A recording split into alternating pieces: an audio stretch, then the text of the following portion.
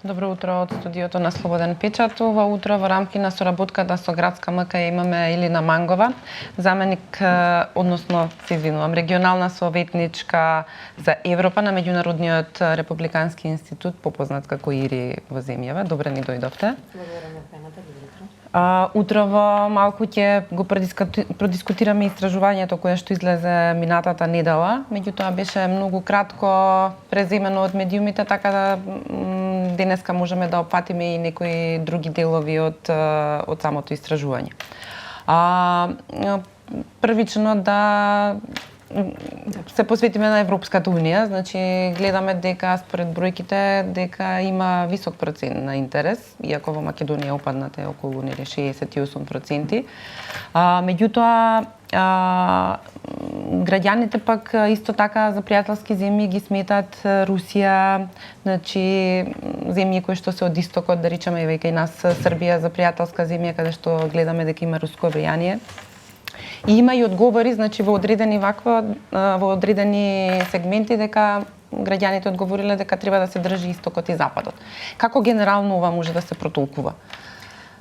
Вака, првото да дадеме краток вовед за истражувањето, значи станува збор за теренско истражување, анкетно истражување во 6 земји од Западен Балкан: Албанија, Македонија, Косово, Србија, Црна Гора и Босна и Херцеговина, на репрезентативен примерок од околу 1200 испитаници во секоја земјата. И ова истражување ИРИ го прави веќе неколку години поред, го правиме на 2 години, а од оваа година е вклучена и Албанија во истражувањето.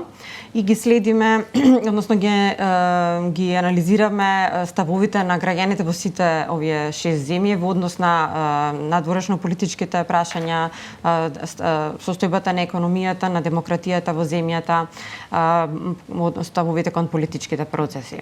Да, во ова истражување конкретно прашањето е дали би гласале како би гласале на референдум за зачленување во Европската унија, и во Македонија тој процент изнесуваше 68%. И тоа е некаде во на средина, односно повисок, доста повисоко е во Албанија 92%, Косово 89%, Црна Гора 79%, Македонија и Босна и Херцеговина е 68%, додека пак во Србија е 40% таа поддршка за на референдум.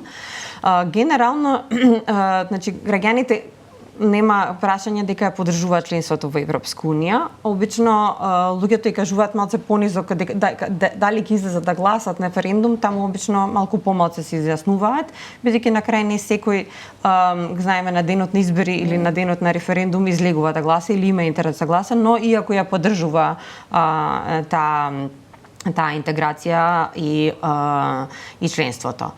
Во минатото во Македонија имаше доста повисока поддршка за членство во Европска унија. Сме гледали 95%, 92% исто така пред 15 години. Со годините тоа некаде почна да опаѓа, земејќи предвид дека немаше напредок во зачленувањето ни во преговорите. Македонија долго беше заостануваше како кандидат, не имаше придвижување во тој процес, па граѓаните почнаа и да се сомневаат во тој процес на дека некогаш ќе се случи таа интеграција, или се сомневаат исто така во намерите на Европска унија да ја вклучи Македонија, и ова се случи во некои други земји, се разбира во Западниот Балкан. Но исто така, земејќи предвид дека имаме и голема дифузија на различни медиумски ставови во однос на зачленувањето на Европска унија, така и во однос на евроатлантските интеграции, па од таму се влија и на одредена погледи кон исток, кога веќе таа тема влегува во медиумскиот простор и се дискутира како можност за надворешно политичкиот курс на земјата, тогаш луѓето почнуваат и да гледаат и во таа насока, и во таа насока и се развиваат и такви различни ставови. Кога го спомнавте истокот, значи можно интересен е фактот дека во повеќето, односно во речиси сите земји од Западен Балкан, најпопуларни политичари се Путин и Ердоган. Мене ми е, сакам да ве прашам, дали вие ги посочувате како опции или пак граѓаните, да речеме политичарите од тој анкетен дел, бидејќи беа Бајден, Путин, Ердоган и Джипинг. Да, за секој од овие странски лидери имаме посебно прашано кој е нивниот став кон секој од овие странски лидери. И има неколку објаснувања зашто тие се толку популарни во Западниот Балкан. Прво, во Западниот Балкан, значи, да речеме, во однос на до некаде овој ставот корелира и со ставот кон перцепцијата на земјата и ставот кон земјата од кај што доаѓаат. Турција е гледана позитивно како еден од најдобри пријатели во 5 од 6 земји на Западен Балкан, со исклучок на Србија. Во Србија, како и во дел од другите, Путин популарен, меѓутоа, иземајќи предвид минатото со НАТО агресијата во Србија, Србија е неутрална земја во однос на НАТО, нели таа гради силни врски со Русија и со Кина. Така што и ова дело многу објаснува тоа. Второ, имате предвид дека едноставно овие политичари се предолго на светската сцена и до некаде станува збори за препознатливост. Например, Путин е 24 години премиер или председател на Русија, на Руската Федерација, а Ердоган 21, исто така 2 декади, 21 година е тука. Значи едноставно луѓето и знаат да ги препознаат кои се и што се, додека во западните земји имаме поголема промена на лидерите, така што некојаш не знаат и да ги препознаат. Исто така и во земјите во Западен Балкан традиционално има луѓето многу поради слабоста на демократијата и институциите тежнеа да бираат силен лидер наспроти демократија, ако им се даде како исклучив избор. Така што и во тој аспект они ги прецепираат нив како силни лидери. Тоа значи дека оние финансиски бенефити кои што ги имаме, да речеме, од САД, од Европска унија и од останатите земји, граѓаните не ги гледаат или тој дел е... Не е толку праволиниската поддршка. Може дали ги гледат, да, не сегогаш граѓаните се свесни за цела финансиска поддршка што доаѓа од Европска унија и од САД и не секогаш директно се корелира со лидерите од таму што доаѓаат. Мислам дека еден поранешен јак лидер од Европска унија што беше Меркел веќе не е на политичката сцена. Таа кога била е доста попрепознатлива. Председателот Бајден е само 3 години на својата позиција, така што многу зависи од тоа колку тие се присутни како имиња и како политички фигури во дискусот на земјата. Така. Во однос на политичарите, да речеме на Западниот Балкан и во однос на нивната популарност, во еден дел од истражувањето, значи од анкетата, се гледа дека, да речеме, во Македонија популарноста дури на најпопуларниот политичар е нешто пониска, значи 19% според едната табела. Во другата табела има поразлични бројки, меѓутоа може да се забележи дека политичариве од другиве западни држави, значи тој процент на популарност е нешто повисок. Дали тоа значи дека генерално кај нас во Македонија граѓаните се помалку заинтересирани за политика и воопшто политичарите? Тие рекле дека нели е најпопуларен, меѓутоа процентот е понизок. Може да кажеме дека се поразочарани, но не целосно да го кажеме тој став, бидејќи имат голема разочараност и во останатите земји во Западен Балкан. Политичарите, внатрешните политичари ги мериме на два начина. Едно, дали на кој политичар најмногу веруваат и тука се е највидливо кој е најпопуларен. Во изминатиот период имаше големо незадоволство од институциите, од владењето владините институции и немаше препознавање на голем лидер од владиниот ешалон помеѓу граѓаните.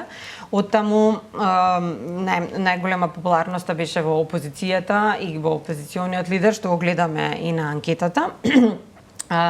И во услови кога има разочараност од актуелните политичари, тешко е да избие некој, односно затоа и не избива некој.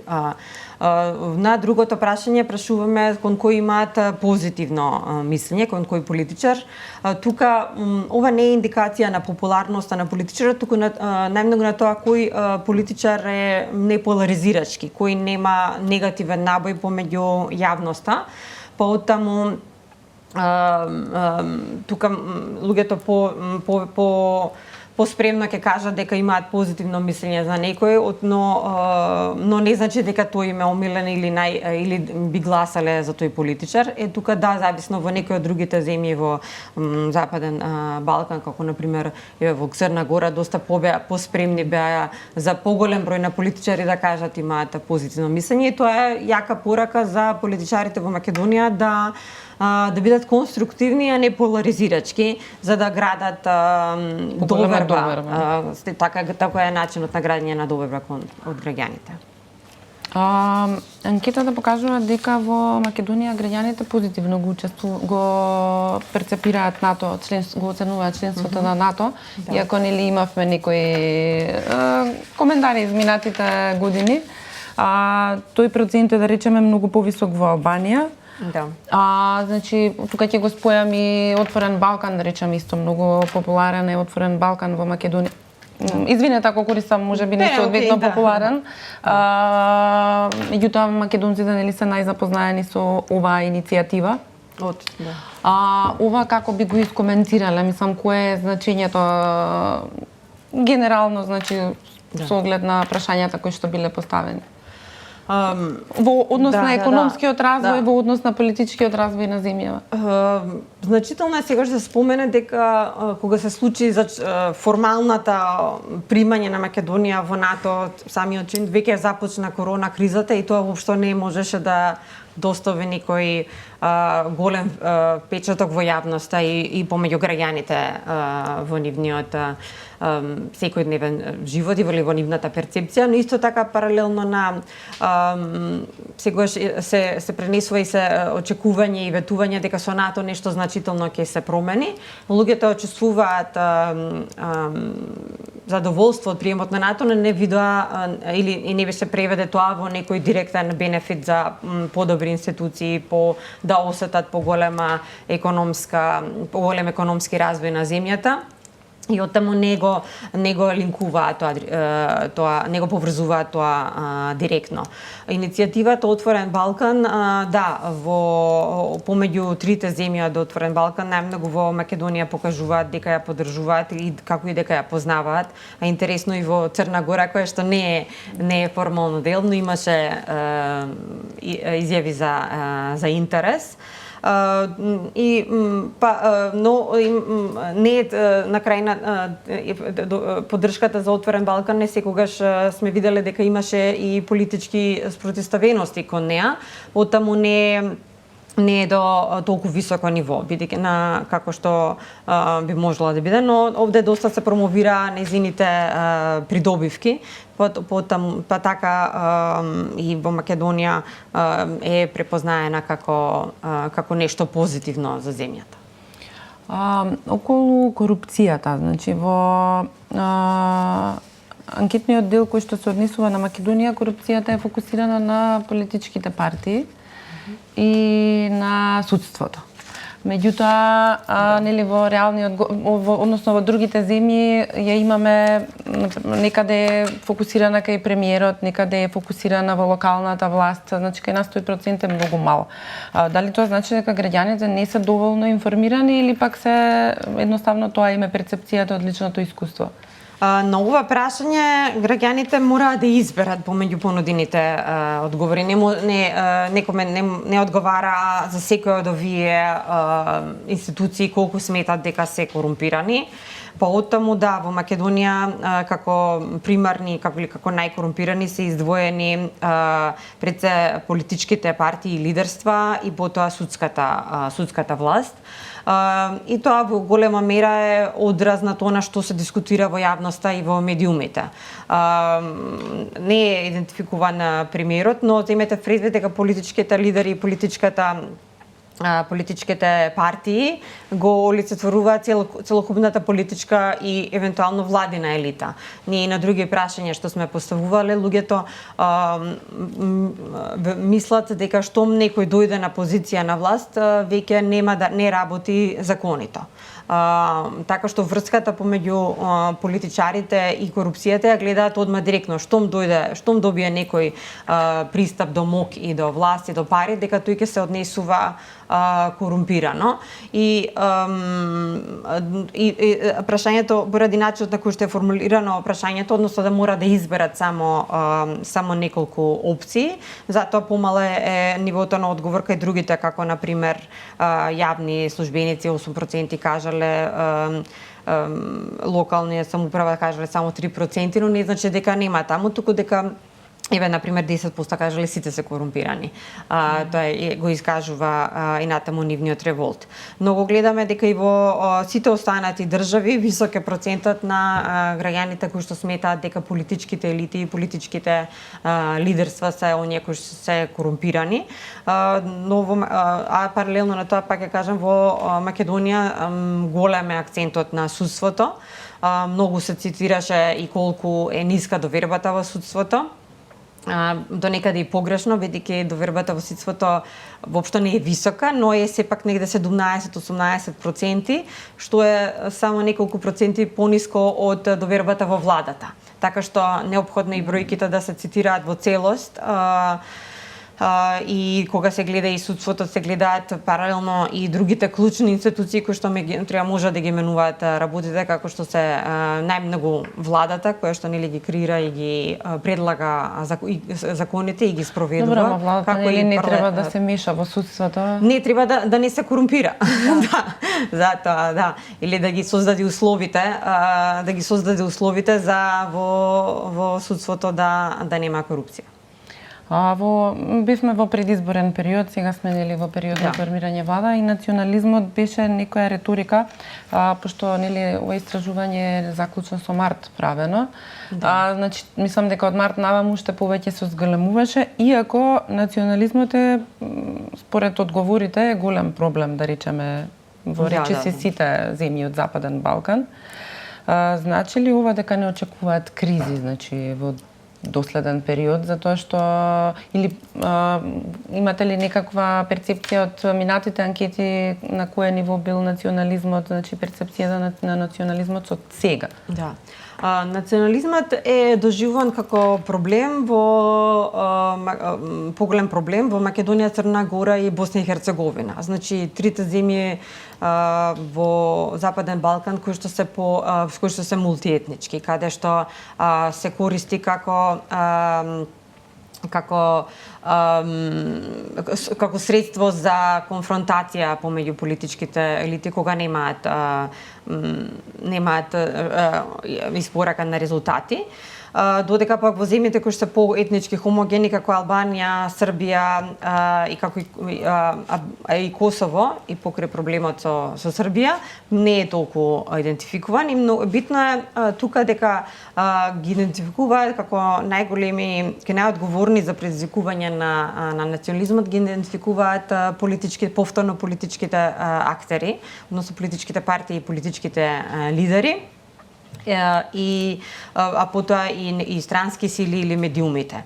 Значи, не би зела да проектирам дали ќе стане или нема да стане проблем, но тука се покажува одговорноста на овие актери, кои што всушност си играат со национализмот кога се слаби сами по себе пред политичките актери да донесат резултати, да донесат силни институции кои што ги сервисираат граѓаните. Бидејќи граѓаните граѓаните тоа го очекуваат, институциите да функционираат, да не бидат политички злоупотребени за вработувања и за лични и политички цели, туку да функционираат со давање услуги кон граѓаните.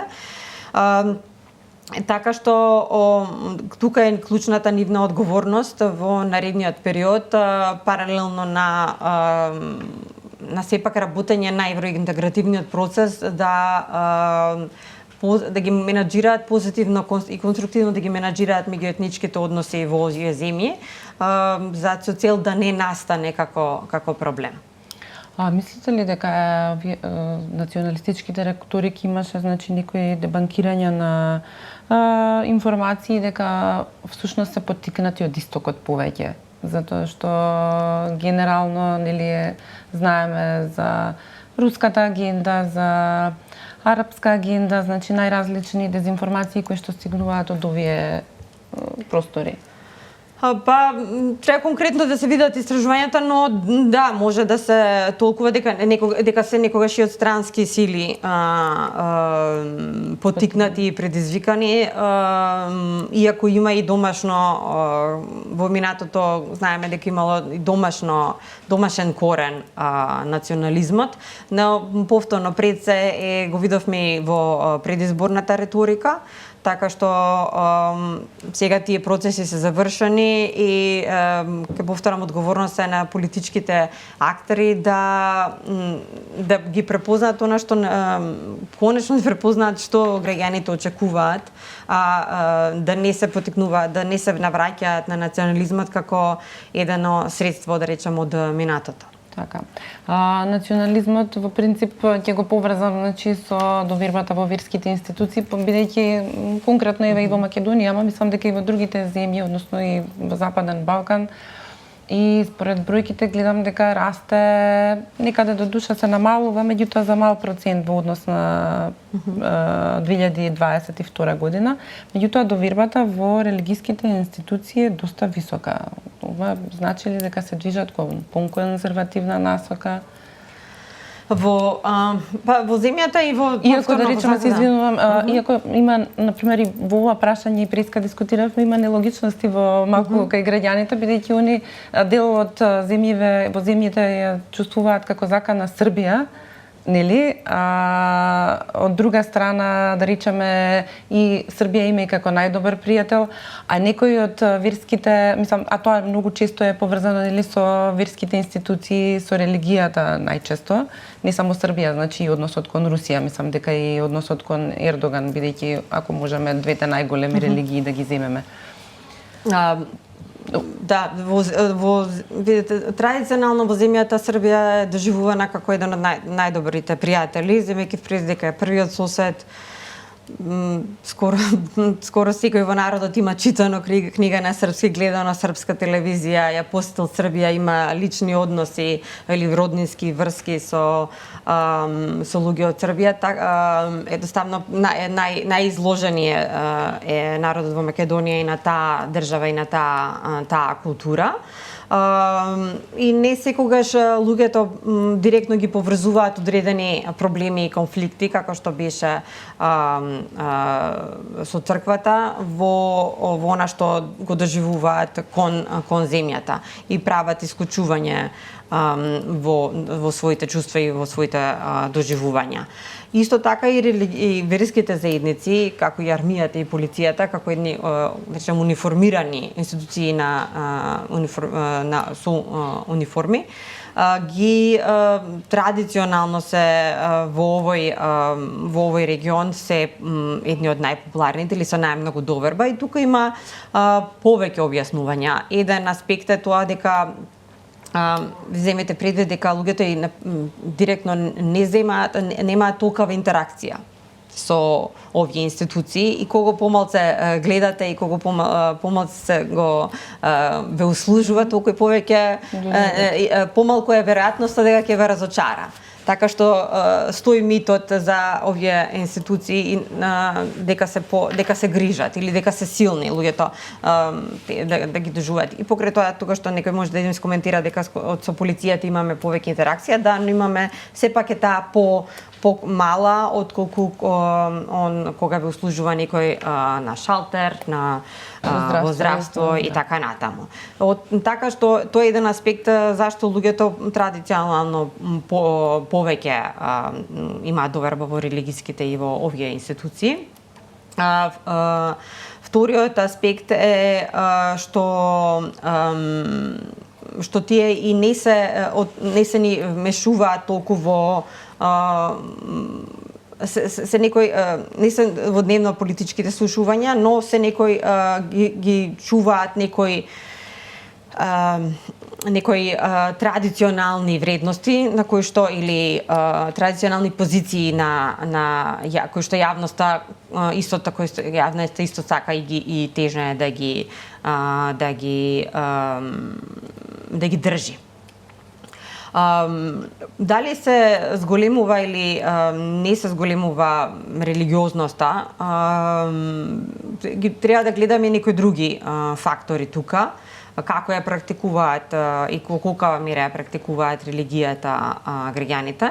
Но ако гледаме светските трендови, например во Западна Европа и во Америка има постепено намалување на религиозноста во последните неколку декади, помала афилираност поврзаност со одредена религија, како да се чувствуваат дека се припадници на таа религија, помало одење во верски објекти или помало оценување на верата или на религијата во својот живот, во животот на граѓаните. Но паралелно на тоа во останатиот дел од светот, како што се на Африка, Азија, Блиски Исток, Јужна Америка, во овие делови од светот религијата се уште има значајна улога и може да се каже дека се зголемува бројот на религиозни жители или граѓани, популација во тој дел, така што ако гледаме на светско ниво, тука се различни процесите или паралелни процеси во зависност од во кој регион станува збор, но во економски развиените земји и демократски развиените земји во западниот свет, тука и Австралија и Нов Зеланд може да се споменат, има намалување на религиозноста. Јас ви благодарам многу. Опативме значајни делови од анкетата, остануваат и други делови, но за жал времето е толку. Ви благодарам многу и за објаснувањето и за толкувањето. Се гледаме во следна прилика. Благодарам. Пријатен ден и на гледачите.